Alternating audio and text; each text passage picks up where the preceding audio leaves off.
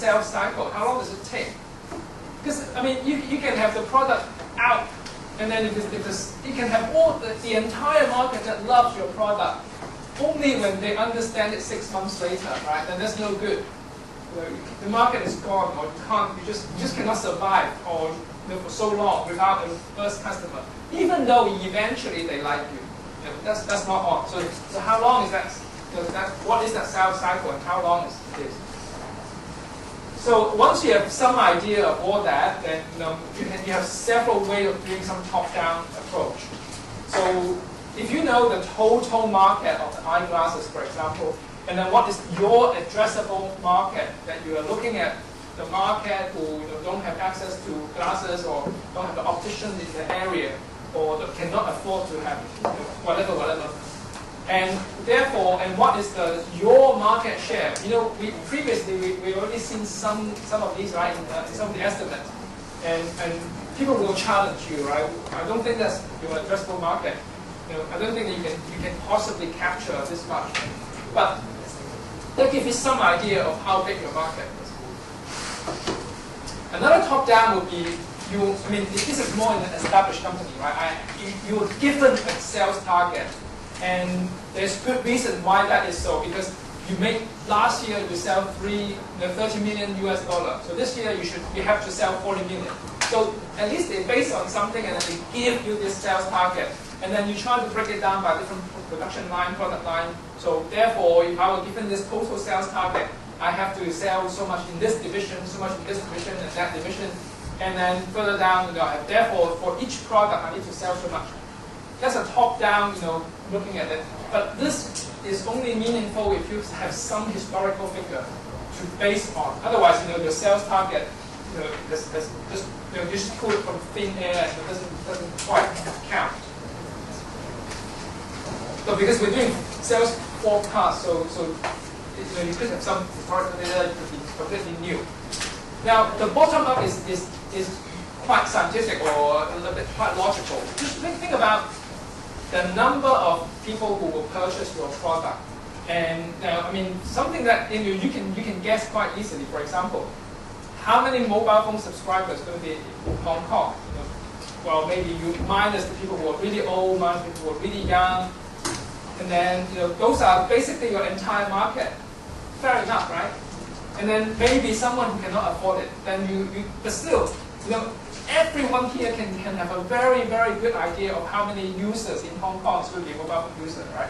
It's not going to be 7 million. It's not going to be 1 million, right? It's probably 4 or 5 million. Everyone will have a very, very, very, very good estimate of that.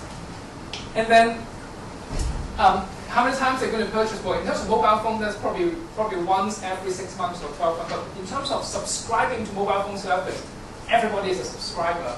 They pay monthly, probably. And how much they pay every month, right? That's your guess, right? It could be from 100 Hong Kong dollar to 300, 500. What's the average? And etc. So you can pretty much guess how much the telephone company or the mobile phone company are making. And there are 6 operators. Well, there used to be 6 operators. And what is the relative market share? Maybe Hutchison 3 has the most. It's maybe 1.5 million or 2. I won't be far off, right? I tell you, Hutchison has 2 million customers. Probably right, 1.5, close enough. CSL, because there are only so many customers, so many people in the market, so many players. So in that case, I can actually make a pretty good estimate in terms of what these companies are actually making. Another bottom up this is another for sales kind of target approach, right? So you add up all the groups together. What is your sales target? Again, this is only when you're more established, you already have some idea. Then you add up the product line, and so on, and then you eventually reach the top, and that's your total market. But that's when you already have some idea from previous, historical data. Well, another one would be quite easy, relatively speaking, is if you're an insurance company, let's say, you have so many agents per company, and you know roughly how productive they are every year, or number of, well, you wouldn't want to be a company agent right now. They're laying off from the agents because of new measure, right? But then this is how you actually work out. This is one way, right? Because the number of people who are actually doing sales and then times the sales per person that can generate. That's a bottom-up approach also. So start thinking about the classes and and then the users, right? Okay. Actually, before we go to activity-based budgeting, any questions on the sales forecast? Or I think that's quite straightforward. You can think about now for your social enterprise, who are your customers? Are you on an agent basis? Is it number of users? Or is it going to be your entire market and then do that? Think about how that applies to your social enterprise. And for any business, you can always do the top-down and the bottom-up. And I want that to be, when you do it, it's a reality check. See if you can derive a number which are of similar order of magnitude. And sometimes when you do that, you actually see the constraint in your business. Because you may have thought that the addressable market was so big, and then you realize you only have one agent. So the one agent is going to cover the entire market. Right? So sometimes you see that. Okay, so activity-based budgeting. So usually we do budgeting in terms of cost. So I'm going to spend so much time in this department. I'm going to spend so much time on number of people, etc. Someone came up with the idea that that's actually not the best way of budgeting. Maybe we should base on what you actually do, an event, an activity, and then you put a budget for the activity rather than just purely the unit cost of things. Why is it a good idea? In some cases, that actually reflects better when you come to think about, it's better to do a promotion event that will generate sales rather than just counting, I have to hire a number of marketing people. Because that doesn't quite tell you what sales is going to generate by just paying the marketing people. But then the marketing people's salary is actually factored into the event cost because the marketing people is going to spend 5 days of planning it, 2 days of executing it, or something like that. You see what I mean, right? So it's just a different way of budgeting. Of course, at the end of the day, you still spend the same amount, but you think entirely differently in terms of the productivity with the activity. So do people really do the event base? Now this technique is kind of people catching on and start talking about it and using it. But I think the traditional one is still good. People still understand it. But it just helps you better in terms of the result. So you see something happen, activity happen, and you generate so much profit or return, rather than you can't relate back to I spend so much money on marketing. What does that actually give me? What is more effective than others? You can't tell. So unless you break it down like that. But I said, this is still something kind of newish. But here I want to introduce this new concept. I don't want to talk about the traditional one. You should be able to, you should know. Just basically the cost. So therefore you need to put a budget against the cost.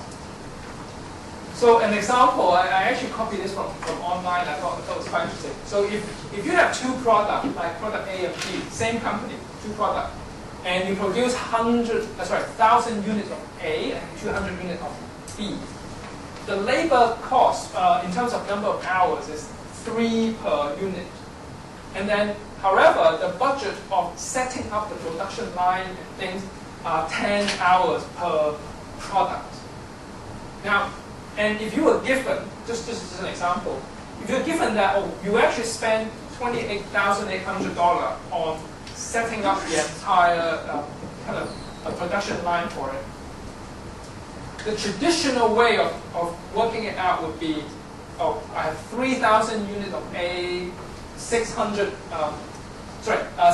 hours and 3,000 hours of labor in terms of producing the product, and therefore my per labor hour cost was just dividing the cost by the total number of hours. So it would be $8 per labor hour. that's one way of looking at it. It's not wrong. It's also okay. I mean, you know, so you know. When I choose these numbers, I deliberately make it more than the minimum wage of Hong Kong. US dollar. This is US dollar, right? Wow, isn't it great if Hong Kong has an $8 US dollar minimum wage? Then, well, I must confess, I just went to my father for lunch. So I usually boycott them also. But nowadays, I try to go to no brand, no chain store kind of places, and I would encourage you to do the same thing. Always go to places where they, well, I try not to go to McDonald's because they use disposable packaging. That's why I bring my own plastic bottle and things like that. So just something on the side. I try to encourage people to do that. Punish the evil companies. Now, if you look at, in that case, you would have said A would take $24,000 for the budget, the cost, and then B would have been 4,800 for the cost, because we were looking at just the labor hour. Now, however, if you actually do it in terms of the activity base, the number of, in this case, the number of hours of setup time was the driver, not the number of production labor hour. So you would have divided your $28,800 by the total, the 10 hours of setting up the machine for the production line. And therefore, per setup hour is like 1,440 in this case. And if you would have allocated A and B equally, because they all take 10 unit time to set up. So therefore, the product output for A would be 4.8, and for B would be 24. You see how different they are. By setting up a production line A, my per product cost is actually lower than B, because B only produced so much less. Sometimes you need to think about in that way, because at the end of the day, A could be selling something which is, even though in larger quantity, could be much more expensive, versus B. Sometimes it really depends on your business. Sometimes this is actually more reflective in terms of your true cost and or should I say, the cost to revenue effectiveness, right? It doesn't work. It's not a magic formula. It's not always true. But in some cases, this is just an example that it would be easier. Okay, so that's just concept of the. Think about whether that applies to the social enterprise that you're going to build. It may or may not, right? So especially if you are not actually producing some product, if you're doing service, then you have an entirely different way of thinking, right? So just want to introduce this concept. I know it takes some time to sink in. So by the way, you can download this file. I mentioned this morning. This entire presentation is available for download after this, because we want to make sure that you come rather than Okay. Now, also related to financial analysis, have you heard of this term, cash is king? Many times, cash is king. Yeah. Because you find a good financial controller always manage the cash position properly. Because we'll tell you a little bit more later. A very simple concept. I know if you are not this business major or you have not managed a company before, you may not think of it in terms of cash flow like this. But I think everybody will think in terms of my pocket money, the extra earning that I earn from tutoring, and then my expenses of buying the iPad, and then treating my girlfriend with expensive meals. And you think about this, right? But so you already think of in terms of cash flow. So can you afford it? But of course, I would never ever encourage you to spend too much on your credit card. Never try to get a revolving credit. It's really expensive. So cash flow to a company is basically, it's like a tank. You have water coming in. So your sales revenue, your commission, whatever revenue you are generating and it flows into this tank. Of course, the higher the level, the better, usually. You may have investor who already put in some money, so they put in the money in the tank, not as revenue. Remember, it's an investment, it's an equity, but it's still cash in the tank. And then you have all your costs, salary, rent, whatever, cost of production, outflow. So very simply, a cash flow, net cash flow would be your cash in minus your cash out. Very simple idea. So positive cash flow means inflow is, actually sorry, this should be a smaller, bigger. So cash flow bigger, and then negative would be smaller. So that means your tank level is rising with positive cash flow and falling. So math, just adding things. But why is it important? Because you go bankrupt not because you are out of business, not because you don't have sales, you don't have things. You go bankrupt because your tank is empty. You can no longer pay the salary. By the way, when we say cash flow, the sales revenue, in terms of cash flow, I mean the money you actually collected. I don't mean the account receivable. You can have so many people owing you money. You have account receivable. They have not paid you. They have not paid the bill. You can have all that, but those cash are somewhere in another tank. It's not flowing into your tank. You can still go out of business, even though you have a large account receivable. But of course, when you declare bankrupt, the accountant who actually look at your account, they will try to help you to recover the cash from people who actually did not pay the bill to you. But by that time, you're already bankrupt, and a lot of that money, you know the order of creditor. If a company declares bankrupt, who gets the money first? Debt holder number 2.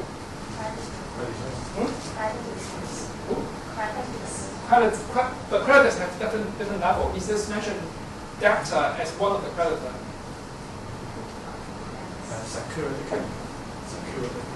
Actually, I'll tell you, the number 1 person who get, when you go bankrupt, is the accountant who take care of the bankruptcy.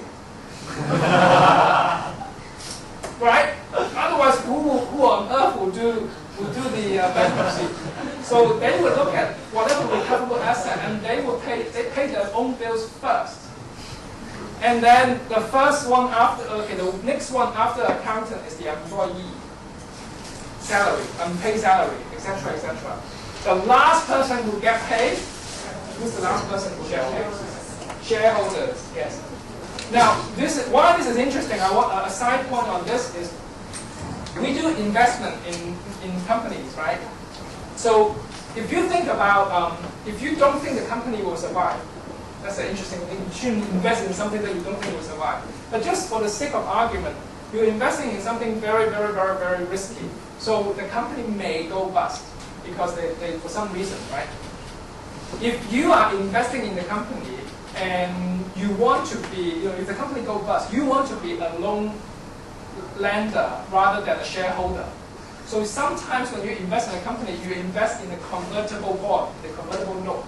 Effectively, before it's converted to shares, you are actually loaning money to the company. You are not a shareholder. You're not an equity shareholder. You are a lender. So you are higher in terms of the bankruptcy. But as I said, you shouldn't be investing something and thinking about how when you go bust, I'm higher up on the. That's not the right attitude. But nonetheless, legally, this is your different level of protection. So convertible note, sometimes you do use this, and then when the company is doing well, you convert. So when the company is not doing well, you sit and wait. But do you people do that to practice that?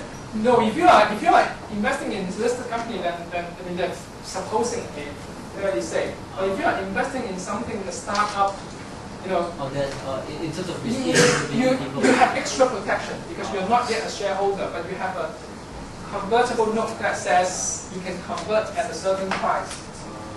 But of course, in a situation when if a company goes bust, there's probably nothing left recovered.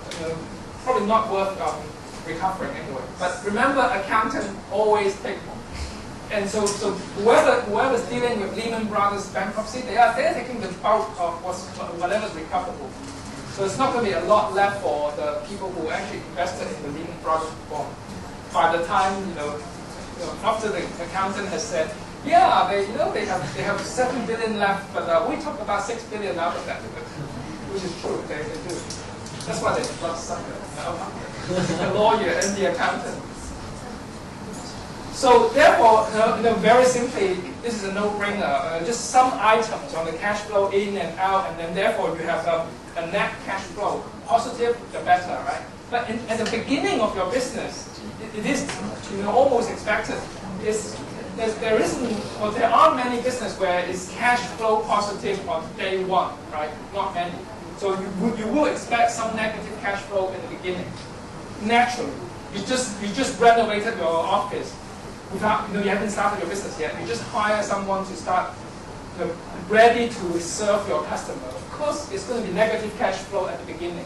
That's fine. It's all expected. So long as you keep that to a minimum or a reasonable amount, then the investor will look at how disciplined you are in terms of controlling your costs. When they look at your first few months of negative cash flow, or it could be first 6 months, right? You're still doing R&D, still trying to produce that product, or finding someone to manufacture. This is just a longer list of what could be in the cash flow projection. Don't worry about it. You see a copy, and you can always find template like this online. But when you do yours, I mean, of course, you have to look at the items. Does that fit? What's not there? What should be there for your social enterprise or your business? This would be a different set, but just to show you. But why do we do that now? Apart from knowing, a little bit more, again, making you clearer on the business, is because you need to know what is the investment requirement. Especially when you talk to an investor, a real investor, how much money you need from us and why. Then you will show them. Well, because we're going to run into a negative cash flow for the first 5 months, and for every negative cash flow, that means you need someone else to help you fill the tank. So you sum all the negative cash flow, and then that would be the absolute minimum. You need some investor to help you. Once you reach positive cash flow, sustainable positive cash flow, then you don't need any more investment. Unless you say, okay, suddenly I need to expand to 5 more countries, and I need to, I don't have that much money for establishing the office, hiring people. So maybe down the road, I suddenly have another big negative cash flow for my great expansion plan. So, but otherwise, if you want to tell the investor how much you need, that is the absolute minimum. But you don't want to just ask for the absolute minimum, because what if you, as I said, you may have underestimated your cost, overestimated your revenue, and what if there's suddenly the government say you have to pay stamp duty on the property, so therefore the market collapse. And again, all these factors. So you want to have some sort of safety margin, whatever you think would be appropriate as a safety margin. But I'm just showing you this is how you work out the absolute minimum required for investment to take your company up to positive cash flow. Okay, that's how you actually calculate it. However, the world is not ideal. That amount could be quite big, and you just cannot raise it in the market. Or maybe people just say, I'm not going to come up with that much money up front. So if that is not actually possible, or by your calculations, if you are doing some R&D in biotech, it could be years before you see a product. Of course, the product will eventually be very, very big and profitable. But you definitely need injection of capital every so often. So if you can't do that right away, not in a few months' time, or you can't raise that sort of amount of money, try to face it by telling the investor the amount that you invest this time will bring you to, for example, I just have an idea of some product or some business. If you give me the money, whatever amount, that will bring you to a prototype. I can demonstrate next time that this is a working model, this is a working website, a software, or whatever. So this amount will bring you up to the end of the proof of concept. So you still not cash flow positive, but you reach another stage. Because every stage you reach is an increase in value in your company. And your company is one step further, one step closer to success, something more viable. So tell them, okay, maybe next is from this proof of concept, I can now actually produce a prototype, a product. And then maybe the next stage is now I actually, time to market.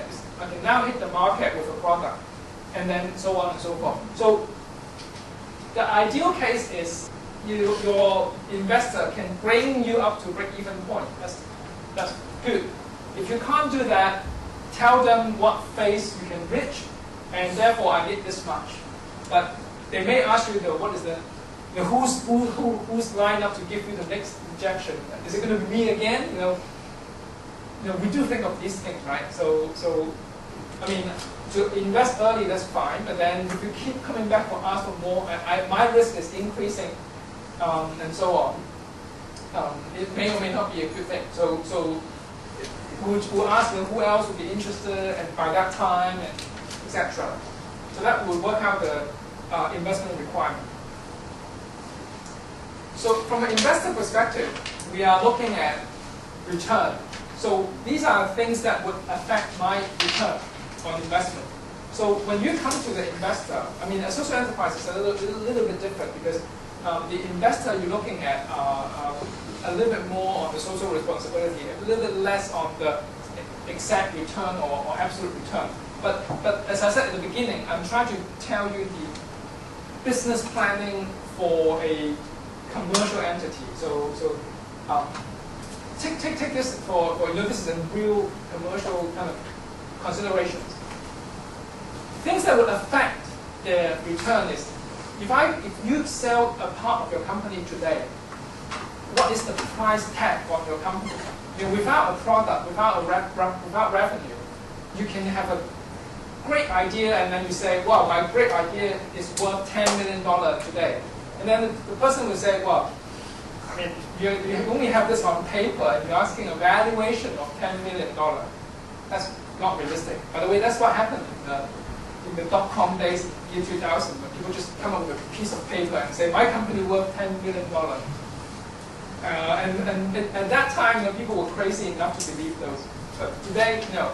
You have to at least show something. You have a team. You have some product. You have some research or something. And if it's a first business, in the startup stage, probably I will give you $500,000 at most. But your current valuation also affected by, for example, how much money you have put in yourself before you see an investor. They want to see that you are committed. You put in your own money, so you are committed. And after this round, of course, there will be more rounds before an exit event.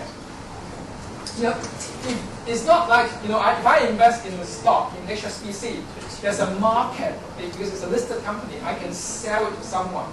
That's still an exit event, but this is a ready to exit sort of places.